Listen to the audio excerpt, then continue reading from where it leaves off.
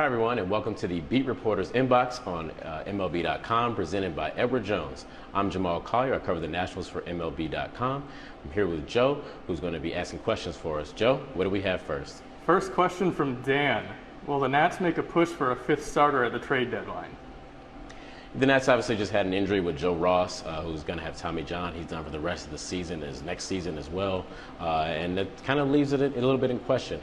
I'm told, and I wrote about it yesterday on Nationals.com, that right now looking for another starter is not a priority for the Nationals. If they do make more additions before the trade deadline, they're going to kind of focus on bullpen help and trying to see if they can still kind of strengthen that bullpen that struggled so much all season. But they feel pretty comfortable considering what they have in the minor leagues as far as their starting rotation options. Edwin Jackson pitched really well in his first audition on Tuesday night, 7 innings, 2 runs. Was efficient, didn't walk a lot of guys. You know, he's the starter for now. If he falters, they might turn to one of their top prospects, Eric Fetty, number 2 overall, as rated by MLB Pipeline. And he's a guy who's still transitioning. He was in the bullpen for a little bit when it looked like they kind of really needed bullpen help. They're now transitioning him back to a starter. So he pitched pretty well the other night as well, 5 innings, 2 runs as well. So he's still trying to build his stamina back up. But I think Fetty right now, Fetty could be the answer long term. But just overall, they've got a couple of guys in the minor leagues that they like. And I don't see them at this moment making a big push to go out and trade for a big name starter. Next question from Atomic Bryce. Okay. Who are the tradable assets on the big league squad and in the minors? Who are the likeliest to be dealt? Likeliest to be dealt is kind of tough, but I will say that the Nats really don't want to trade those top couple of prospects. You know, we look at the guys, Victor Robles, Eric Fetty, who I mentioned, Juan Soto, and potentially even Carter Kieboom, who they drafted in the first round last year. Those guys they'd rather not move. I think when you look at the rest of their prospects, and Nats still have a really good farm system, that's when they kind of have some wiggle room. And that's, again, why I look at will they make a trade for a big-name starter or something. I can't kind of see it happening because they would like to move maybe somewhere a little bit further down in their system, the guys that they have up top they really like. And I would think those guys are not easily going to be they're not easily parted with. As far as the guys on the major league roster, I mean, a lot of those guys they really like. Maybe Wilmer Defoe is enticing to some people. Michael Taylor's played really, really well. But I think that's really the biggest thing is those first key 4 prospects are going to be guys they don't want to part with. Everybody else, considering what the deal is and what the right move is, it could make some sense to trade. Next question from Wagner. Okay. With the A's trade and Robertson traded, do you think the Nats still look for a closer, or do they go for another bullpen piece? Yeah, I think that's going to kind of be the tough thing here the next couple of weeks. They do want to add. I think they still are searching. They never are done. They're always kind of looking for a right deal or a deal that makes sense.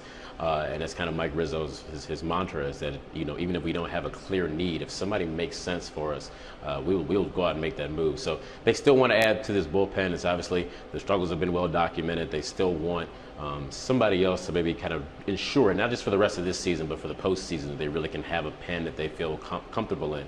Now, who exactly that's going to be kind of remains to be seen. On one hand, if they can find a guy who's got experience closing the 9th inning, and they'd love to fit him into that role. When you look at Doolittle and Ryan Madsen, who they just acquired, both those guys have experienced late high leverage situations. They also have some questions. Ryan Madsen's not young. Doolittle is a guy who has had some arm troubles in the past and has been on the DL earlier this year. So those guys don't profile as everyday closer. They can go out and throw 2-3 days in a row. So they'd like somebody potentially to fill that role. But that might be an expensive move, and I think that's something that the Nats might have already made their biggest move. So they may look for somebody else who can just kind of shore up and get outs late in the ball game, and they kind of might mix and use a combination of those 3. Maybe a guy like Neshek from Philadelphia or Brad Hand potentially from San Diego, but you're going to get into a bit of a bidding war for those guys too. So I think the biggest thing for the Nats is they're going to look for somebody who makes sense. They don't have to give up a whole lot, any of their top prospects. You know, don't have to acquire a whole lot of money, and I think if whatever role they can find, I think they are looking to see who they can acquire to help and add to that bullpen. A 2-parter from Jonathan. All right. Well, the revelation that Jason Worth broke his foot, not just a bruise. What are current thoughts on when he'll return? Same question about Matt and Trey Turner. Yeah, you know, with Worth, I think the biggest thing with him is he tried to test it out. It was about 4 weeks in. That was last week. He was in West Palm Beach, and it really just didn't take. He can't run right now and can't put pressure on that foot kind of sustained. So I think the thing with him is he's going to kind of to take a break, regroup. He says he's able to do everything else except running. He's able to hit BP in Anaheim this week. He's able to participate in a little bit of stretching. So I think the main point for Jason Worth is going to be making sure that foot is entirely healed before he really goes out and tests it and gives it a real go again. Now, he wasn't sure about a timetable. He said it could be a week, could be 2 weeks. I think at this point, you're probably looking at sometime around the beginning of August when he really might go out and test it and try it out again. And then from there, you got to build back up and go into rehab games. So the earliest, maybe mid-August for Jason Worth, but potentially mid to late August is what they're looking at right now with him. Trey Turner, we found out, is in West Palm Beach. He's also kind of currently rehabbing. He's not able to swing a bat right now with that the broken wrist that he had. But the biggest thing for Trey is he's able to do everything else and stay able to kind of stay in shape and still participate in a lot of other things down there, some other training in Palm Beach. So Rizzo kind of said that once Trey does get healthy and once that wrist heals, which you kind of have to kind of wait until that happens, that's the kind of thing that he can just kind of ramp back up pretty quickly. And a young guy, athletic guy like him shouldn't take too long from there. So again, you're looking at a guy who's probably somewhere in late August or beginning of September for him at the latest September. But I would say late August is probably where they're targeting for Trey. And Michael Taylor is the other guy who also is got some injury questions right now. He's supposed to participate in baseball activities yesterday. We didn't see him on the field during batting practice. That doesn't mean he didn't necessarily do anything underneath or in the batting cage or something. So it's a good sign, though. If he didn't do it yesterday, he's definitely getting close. And you figure he can start getting some activities done, go on rehab assignment. So you might see somewhere in the next 2 weeks or so, maybe beginning of August for him. And they definitely miss his bat. He's been was playing so well, replacing Adam Eaton. They miss him at the top of the lineup. They miss him out in center field. They kind of had to piece together both of those situations with their outfield and the top of their order while he's been gone here. So I would say that Taylor's probably the closest to returning. Jason Worth is probably somewhere after that, and Trey Turner should be shortly after that. But the Nats certainly are trying to get one of the biggest storylines of the second half is they have to get healthy here as they try to push toward the playoffs. All right, next question from Cole. Will Koda Glover close games when he returns? I think the biggest thing is one, figuring out when Koda Glover is going to return. I mean, he is also in West Palm Beach and starting to work back in rehab, but you have that rotator cuff inflammation. And I think the biggest thing is Koda's not been able to stay healthy and stay onto the field as much as they'd like. And when I mentioned the guys like Doolittle and Madsen, and they want to keep those guys healthy, and potentially if they don't add anybody else to the bullpen, if and when Koda comes back, they might slot him into those late high leverage situations. And if Koda's healthy, his hip is feeling fine, his shoulder's okay, his back's okay, and he can get out there and pitch as consistently as they want, they may try to mix those guys in. I don't think that Koda's going to come back and be this season. I'd be surprised just based on the way the health has kind of gone for him, and he's had a couple DL stints. I'd be surprised if he comes back and is named the immediate closer for the rest of the season. But I think that Koda's definitely going to be in the mix. He's a guy who was really effective for them when he was healthy and was the closer for about that month and a half or so before going back to the DL, maybe less than that.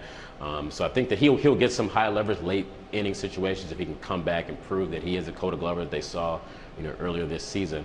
I think the biggest key for him is just getting back and being healthy and showing that he can stay healthy because they don't want to put too much on him too early. Next question from Jimmy G. Okay. Any word on Davelopes' return? Not at the moment. Davelopes left the team. It's been a couple of weeks now deal with a family emergency. The team has kind of respected his privacy on that and not necessarily rushed him back or even given much more of a details with him. I did talk to Dusty yesterday, and Dusty said that he had spoken to Davey and Davey's doing okay, as far as himself, but didn't really give much past that. So not entirely sure. Again, from the beginning, Dusty said they're giving him as much time as he needs to kind of take care of that situation. And I'm, just from the amount of time that it's been here, we're looking at probably about a month that Davey's been gone. It's got to be a kind of a severe situation, and you kind of wish him the best and wish everybody well there. But as far as a target date for his return, as far as I know, he's still out indefinitely and until he's ready to come back. This question from Matt. Okay. What are the Nats going to do to keep up with the Dodgers in the West? Without another big move at the deadline, can we expect them to be able to compete in a potential NLCS matchup? Yeah, I mean, the Dodgers have been their own sort of juggernaut here for the past 40 games or so. But and the Nats have also, all season pretty much, been right there. They've dominated the NL East. They kind of led that division wire to wire. And the Nats feel really, as long as they fortify that bullpen, and that's what obviously the trade they made with the A's, and potentially looking for one more bullpen arm. I think that's going to be the biggest thing for them. If they can shore up that bullpen and really get some quality relievers, not only with Doolittle and Madsen in addition, but if they can get Coda Glover back, Sean Kelly, Andy Ramiro, and as far as Joe Bland has also looked pretty good this past week as well, not just this outing in Anaheim withstanding, but they feel if they can get this bullpen kind of shored up, that they can compete with anybody. Their offense has obviously been one of the best in the league all season. That foursome of Bryce Harper, Ryan Zimmerman, Anthony Rendon, Daniel Murphy is as good as there is in the league. They feel really good about the top of their rotation. When you get Max Scherzer, Steven Strasburg, and Gio Gonzalez has been really good. So I think that they feel as long as they can make sure that bullpen is not an obvious weakness, that they can compete with the Dodgers and any other team come postseason.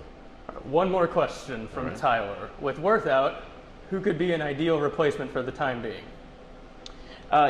So far, obviously, they're kind of mixing and matching because Brian Goodwin was the ideal replacement for them, and he actually had been playing well, playing left field. He's kind of had to now shift over to center field since Michael Taylor's been in the DL. I think that they really would like to get Taylor back, hopefully in the next week and a half or 2 weeks or so you can now have him and Goodwin out there. But right now, they're kind of piecing it together with Ryan Rayburn and Chris Heisey kind of taking the platoon there a little bit, and Adam Lynn is from times also been out in left field. He's not totally comfortable out there, so I think that's why they haven't used him as the primary option, just because he's also having a good season off the bench as well.